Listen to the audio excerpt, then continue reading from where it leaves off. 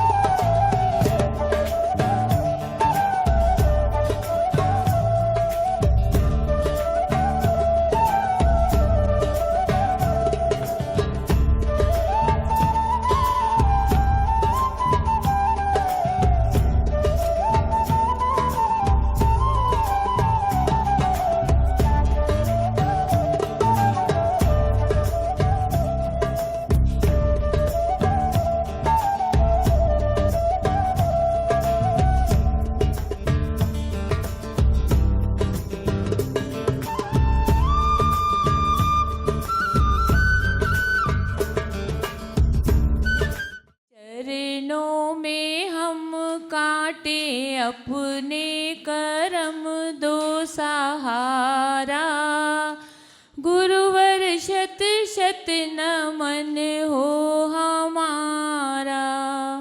तेरे चरणों में हम काटे अपने करम दो सहारा, गुरुवर शत शत नमन हो हमारा। मुकुलेश जी के है राज दुलारे, माता रेखा के हैं प्राण प्यारे।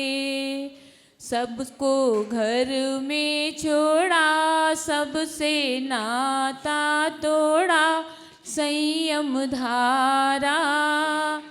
तेरे शत शत वंदन है गुरुवर हमारा, तेरे चरणों में हम काटे अपने करम दो सहारा। गुरुवर शत शत नमन हो हमारा। महानुभाव कहते हैं सामान खरीदना होता है तो इंसान को दुकान पे जाना पड़ता है, वस्त्र खरीदने पड़ते हैं तो इंसान को मॉल में जाना पड़ता है, गाड़ी आदि लेने जाना पड़ता है तो उस दुकानों में जाना पड़ता है जहां पर वह बिकती है। लेकिन इंसान को यदि संस्कार प्राप्त करना है तो एक कौन से माल में जाए? इंसान को यदि सदाचार प्राप्त करना है तो कौन सी जगह पर जाए? तो आचार्य श्री कहते हैं सिद्धांत सागर जी महाराज गुरुदेव कि इंसान को संस्कारों की प्राप्ति करना है, इंसान को सदाचार की प्राप्ति करना है, इंसान को नैतिकता की प्राप्ति करना है तो उसको कहीं मॉल में जाने की जरूरत नहीं है, बल्कि घर के अंदर का माहौल को सही बनाने की जरूरत है। घर का माहौल सही होगा तो संस्कार सदाचार अपने आप आ जाए। घर का माहौल सही है तो संस्कार अपने आप है, और घर का माहौल सही नहीं है तो संस्कार घर से कोसों दूर है। मैं ये नहीं कहता कि नित्य प्रति आप भगवान का अभिषेक कर रहे हो तो ही आप सदाचारी हो, बल्कि ये कहता हूँ कि जब भगवान जी का अभिषेक कर रहा है, कोई हो रहा है, तो उसकी अनुमोदना भी करते हो तो भी आप सदाचारी के लक्षण में आ जाया करते हो, आप सदाचारी कहला सकते हो। जैनागम में बहुत सारे कार्य बताए गए, उसमें एक दान की बात आती है, और जब दान बताया गया तो सभी लोग जानते हैं दान कितने प्रकार का है। दान 4 प्रकार का, 4 संघ को दीजिए। कौन कौन सा दान? आहार दान, औसत दान, अभय दान और ज्ञान दान। लेकिन जब दान के और भेद होते हैं तो उसमें कहते हैं कि करुणा दान भी है। जैसे हम कभी किसी जरूरतमंद को दान दे रहे हैं तो भी हमारा दान की श्रेणी में आएगा।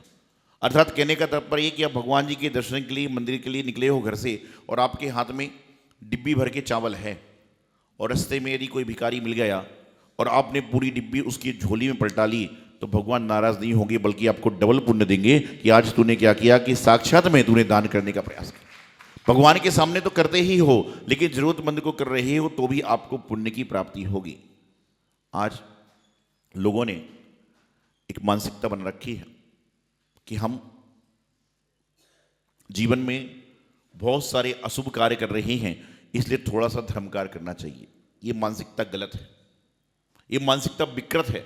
बल्कि ये भावना भाइये कि हम भगवान के दर्शन करके, गुरु के दर्शन करके, जिनवाणी का स्वाध्याय करके शुभ कार्य कर रहे हैं तो हमारे जीवन में अशुभ कार्यों का आगमन नहीं होगा। अशुभ को मिटाने के लिए शुभ मत करो, बल्कि शुभ को करो जिससे अशुभ जीवन में आगमन ना हो। दान भी लोग कर रहे थे, इसलिए कर रहे बोले मेरी कमाई होती है, उल्टी सीधी कमाई होती है, ऐसा नहीं। आप ये बोलो कि हे भगवान, मैं आपके चरणों में अर्पण कर रहा हूं तो मेरे को समर्पण के रूप में अच्छी वस्तु की प्राप्ति होगी। छटांश दान करने की बात जैनागम में आती है, लेकिन आप इस भावना से मत करिए।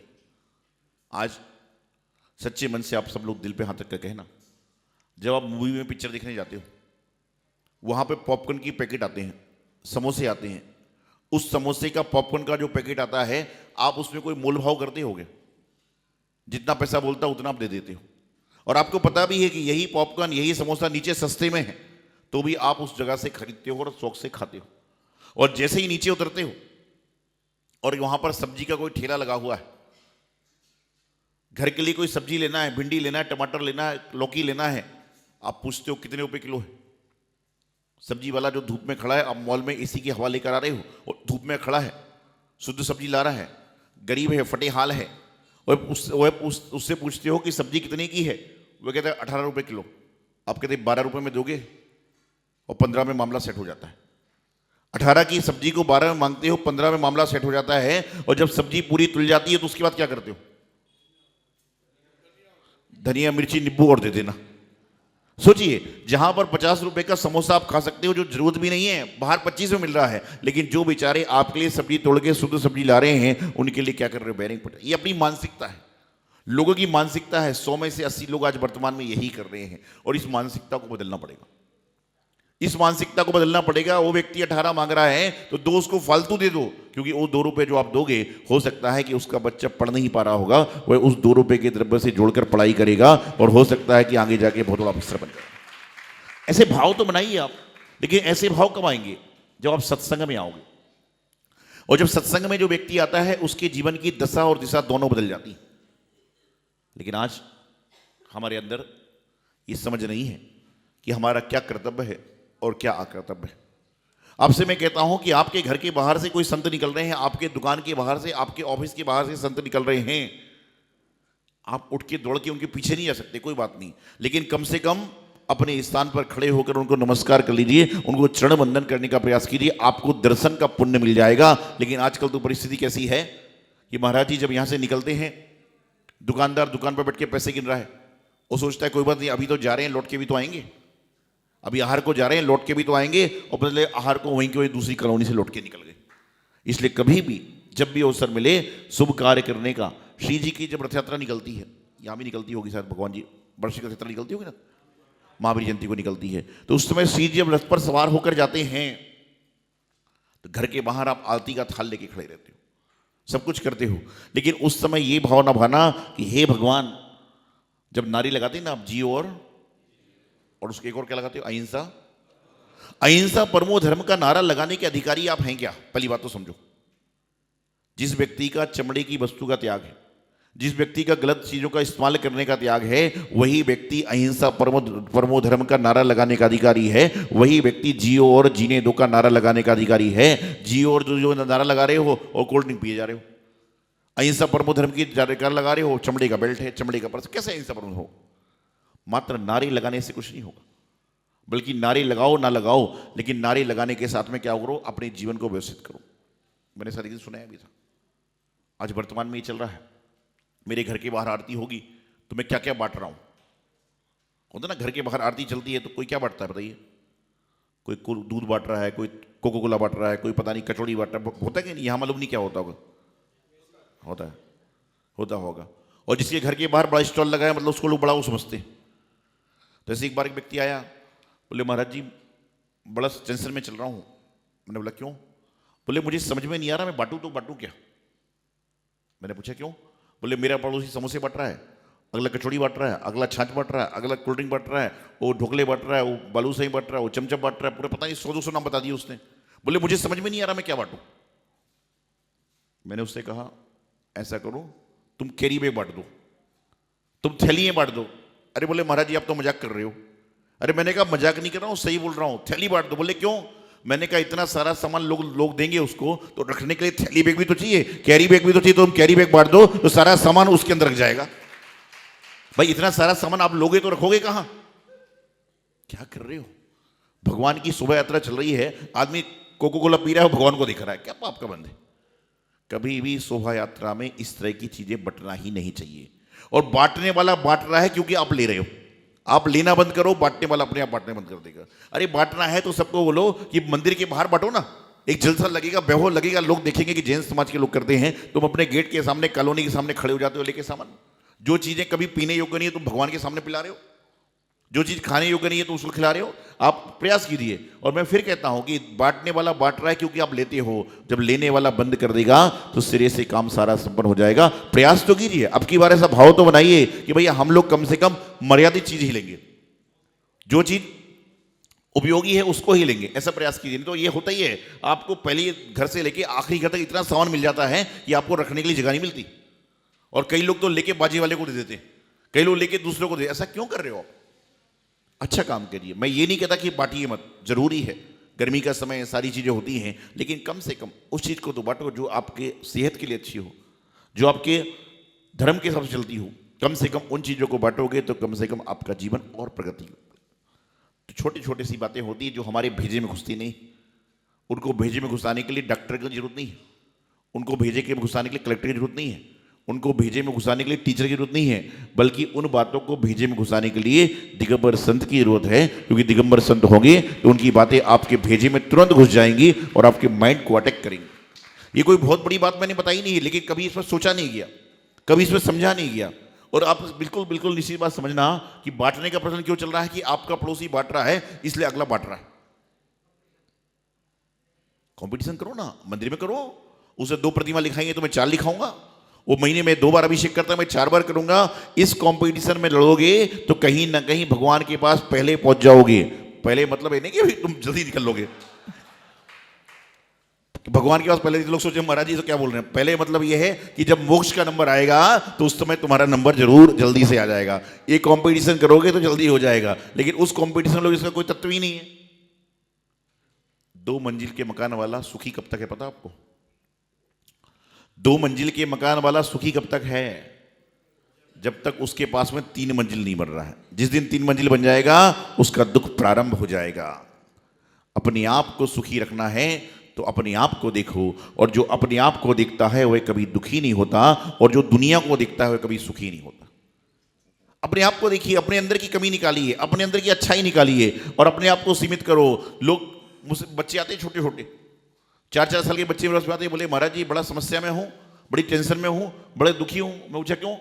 अरे बोले माँ बाप जो मेरे हैं ना, कितने भी नंबर आ जाएं कभी शाबाशी देते ही नहीं है, वो तो बोलते पड़ोसी के ज्यादा आगे, पड़ोसी के ज्यादा आगे। बोले ये चक्कर में चल रहा हूँ। आपके बच्चों के साथ भी होता होगा ऐसा?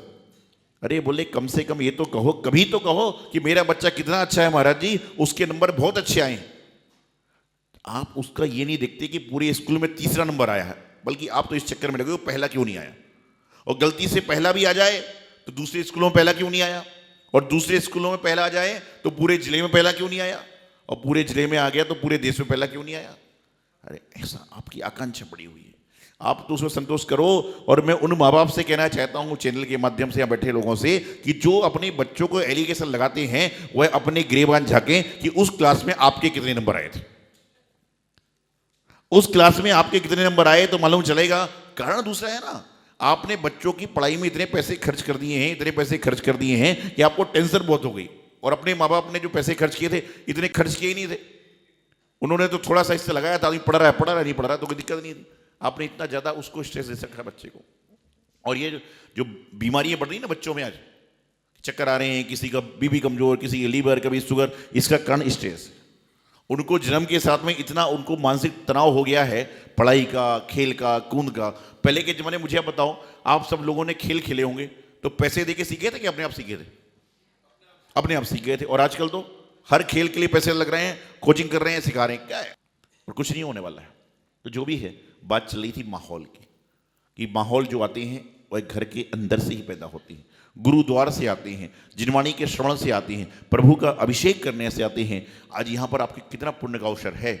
इस कार्यक्रम के प्रसारण सहयोगी थे श्री दिगंबर जैन बड़ा मंदिर, B73B, सेक्टर 27, नोएडा, उत्तर प्रदेश। संरक्षक श्री महावीर जैन, संरक्षक डॉक्टर SP जैन, संरक्षक श्री राकेश जैन, अध्यक्ष श्री पवन कुमार जैन, उपाध्यक्ष श्री निर्मल कुमार जैन, सचिव श्री अजय जैन, कोषाध्यक्ष श्री सुभाष चंद्र जैन, महासचिव श्री चंद्र प्रकाश जैन, प्रबंधक श्री सुबोध कुमार जैन, सदस्य श्री संदीप जैन, सदस्य श्री प्रमोद जैन, सदस्य श्री दिनेश जैन, सदस्य श्री राजीव जैन, सदस्य श्री MP जैन।